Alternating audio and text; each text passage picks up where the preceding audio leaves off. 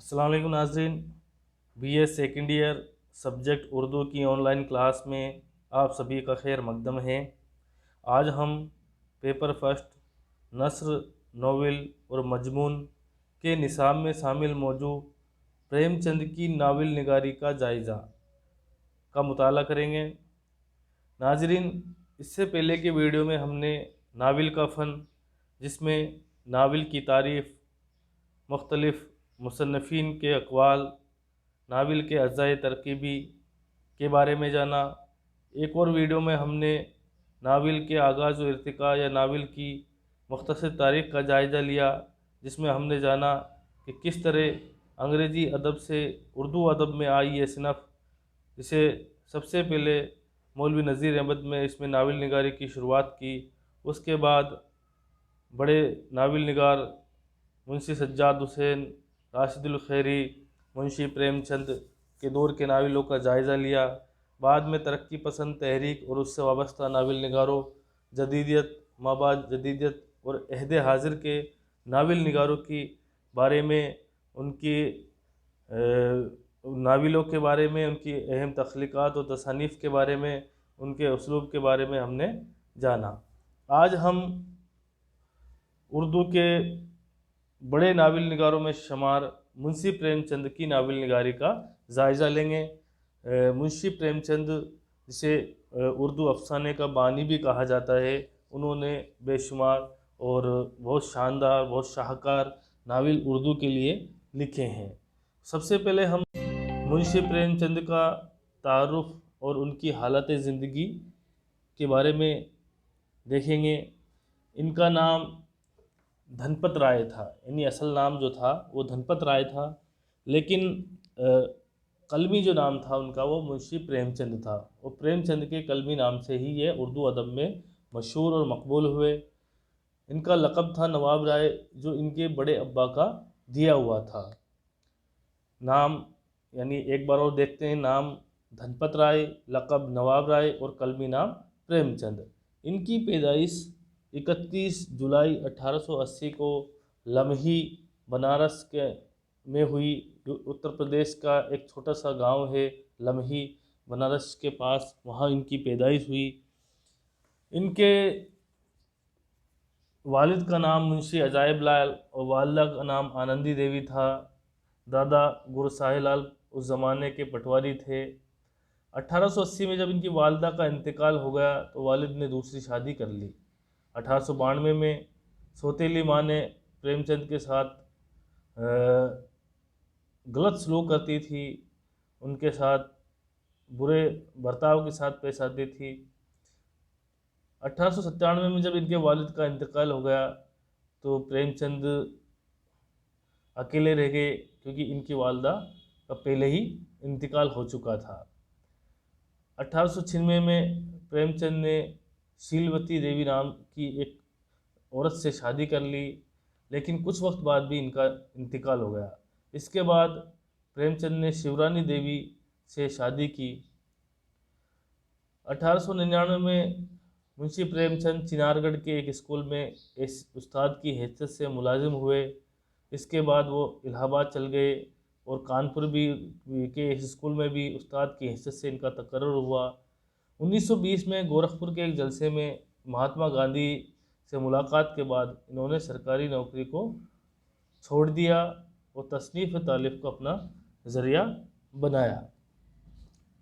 1923 में उन्होंने बनारस में सरस्वती नाम से एक प्रेस कायम की, जहाँ पर इनके अखबार और रिसाले निकलते थे। 1935 में प्रेमचंद ने अपना जाती रिसाला हंस निकाला, बनारस के एक पेज से शाये होता था। मुंशी प्रेमचंद की पूरी ज़िंदगी कशमकश की ज़िंदगी थी। उन्होंने सरकारी मुलाजमत भी की, इसके अलावा तदरीस और तालीफ़ को अपना ज़रिया पेशा भी बनाया। कहानी लिखने का इनको बचपन से ही शौक़ था। मुंशी प्रेमचंद की पहली कहानी जो 13 साल की उम्र में ही उन्होंने लिख दी थी, एक मामू का रुमान था। اس کے علاوہ منشی پریم چند کا پہلا ناول اسرار معابد بنارس کے ایک اخبار سے قسطوار 2 سال تک شائع ہوا۔ ان کا دوسرا ناول ہم خرما وہم ثواب بھی ایک اخبار سے قسطوار شائع ہوتا تھا۔ اس طرح ہم دیکھتے ہیں کہ منشی پریم چند کے اہم ناول، سب سے پہلا جو ان کا ناول تھا وہ اسرار معابد، دوسرا ان کا ناول ہم خرما وہم ثواب، اس کے علاوہ جلوہ اشعار، بازار حسن، چوگان ہستی، نرملا، پردہ مزاج، بیوہ، میدان حمل اور گودان۔ گودان منشی پریم چند کا سب سے آخری ناول تھا اور بہت ہی مشہور و معروف ہوا۔ اس کے بارے میں کہا جاتا ہے کہ اس میں ایک طرف دیہات کی سچائی تھی تو دوسری طرف شہر کی ہنگامہ پن موجود تھا۔ ان کا مشہور ناول کہا جاتا ہے۔ منشی پریم چند کے تعارف میں ہم نے دیکھا کہ ان کی پوری زندگی تنگ دستی میں گزری، والد کے انتقال، والدہ کے انتقال، پہلی بیوی کے انتقال سے درد و غم کے ساتھ ان کی زندگی گزرتی رہی۔ افسانوی ادب میں انہوں نے کم عمری میں ہی دلچسپی لے لی تھی اور افسانے لکھنے شروع کر دیے تھے۔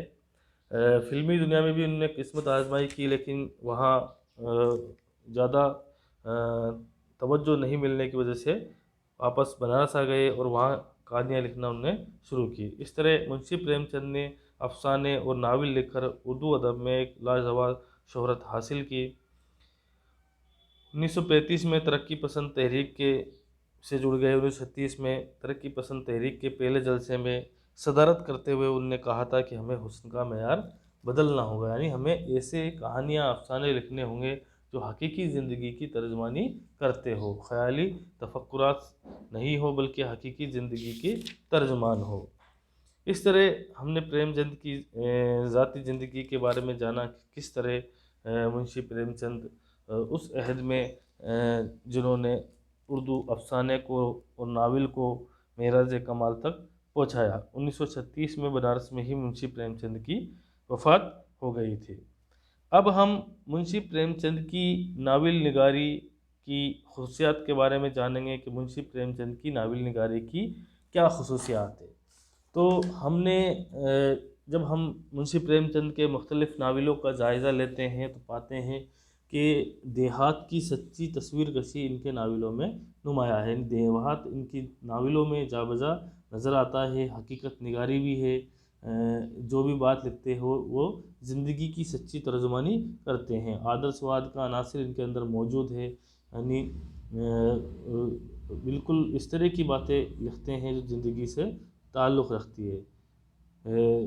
سماجی انصاف، انسانی دوستی، سادہ سلیس زبان کا استعمال ان کے یہاں ناولوں میں ہمیں دیکھنے کو ملتا ہے۔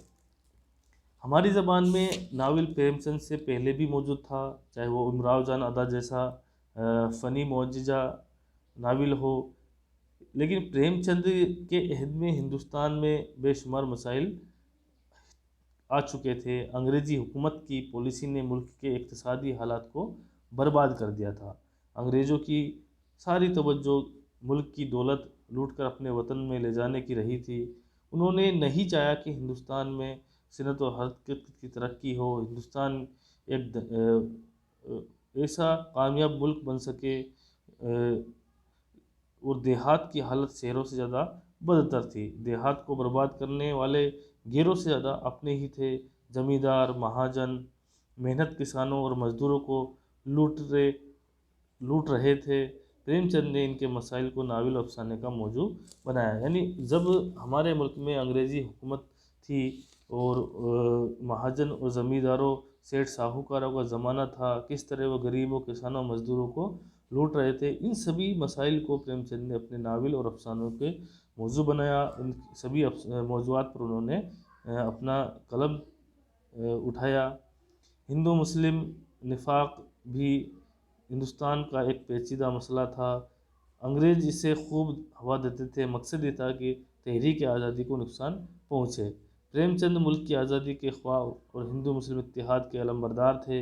انہوں نے اپنی تحریروں سے ان مقاصد کو حاصل کرنے کی کوشش بھی کی ہے، یعنی ہندو مسلم اتحاد کو لکھنے کے لیے ان کی ناولوں کی یہ اہم خصلت رہی ہے کہ انہوں نے اس طرح کی تحریریں لکھی ہے تاکہ آپس میں اتحاد و اتفاق بنا رہے، ملک کے ایک بڑے طبقے کو اچھوت کہہ کر اس کے ساتھ ساتھ طرح طرح کی زیادتی کی جاتی تھی، یعنی دلتوں پر پریم چند کی تخلیقات اس صورتحال میں نظر آتی ہے۔ انہوں نے سماج کی وہ خرابیوں کو اجاگر کرنے کی کوشش کی ہے جسے چھوا چھوت ہم کہتے ہیں۔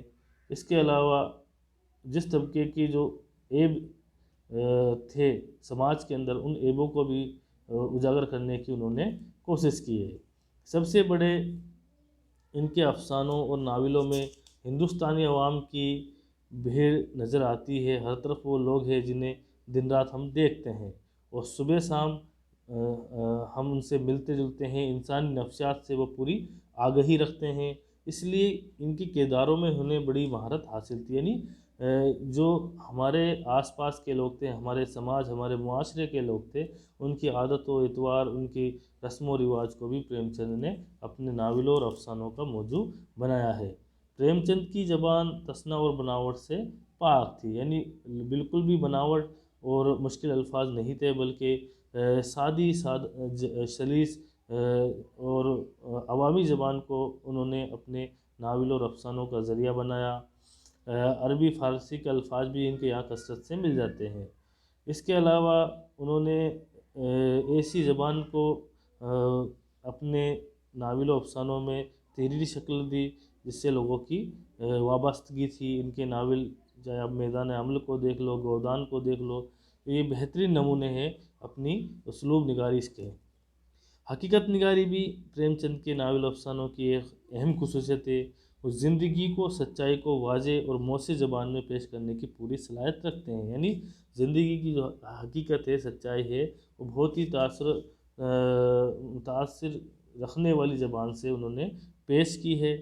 موضوع کے اعتبار سے اگر ہم منشی پریم چند کے ناولوں کو دیکھتے ہیں تو انہوں نے سارے ایک ناول کی جتنے بھی اچھے ناول کی کسوٹی پہ جو چیزیں چاہیے وہ سب وہ کھرے اترتے ہیں، چاہے وہ پلاٹ ہو، کردار نگاری ہو، مکالمہ ہو، منظر کشی ہو، نقطہ نظر، ہر اعتبار سے ان کے ناول مکمل نظر آتے ہیں۔ پریم چند اردو کے عظیم بہترین ناول نگار بھی ہے اور جدید اردو ناول کے انہیں بانی بھی وہ کہے جاتے ہیں۔ ان کے خاص ناولوں میں جس میں ہم نے دیکھا کہ چاہے کوئی سا بھی اسرار معابد لے لو، ہم خرما و ہم ثواب جلی و اشیار، بیوہ، بازار حسن، گوسائے عافیت، گبن، چوگان ہستی، پردائے مزاج، میدان عمل، گودان، سارے کے سارے ایک سے بڑھ کر ایک ہیں جو فنی پختگی پر اپنے آپ میں قائم ہے۔ ان میں کسی طرح کی کوئی غیر معمولی باتیں ہمیں نظر نہیں آتی۔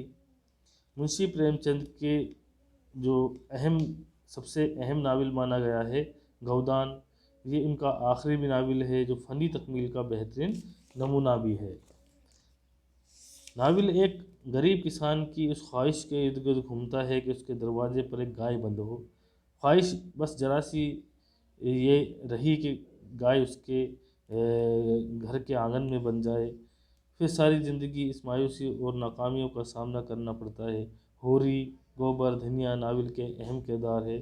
وہ ایک تاریخی اور ایک لازوال شہرت کا اس دور میں پائی ایک ایسا بہترین ناول ہے۔ تو اس طرح ہم کہہ سکتے ہیں کہ منشی پریم چند کے ناول اردو ادب کے لیے ایک بہترین سرمایہ ہے، ایک اعلیٰ سرمایہ ہے، جنہوں نے اردو ادب کو فروغ دینے میں، اردو ادب کو اونچائیوں تک پہنچانے میں اپنا اہم رول ادا کیا ہے۔ اس طرح ہم نے آج کے اس ویڈیو میں منشی پریم چند کے تعارف، ان کی حالات زندگی اور ان کی ناول نگاری کی خصوصیات کے بارے میں ہم نے جانا، چاہے وہ دیہات کی سچی تصویر کشی ہو، حقیقت نگاری ہو، آدرش واد ہو، سماجی انکشاف ہو، سب کے سب ہم ان کے ناولوں میں دیکھنے کو ملتی ہے۔ شکریہ ناظرین۔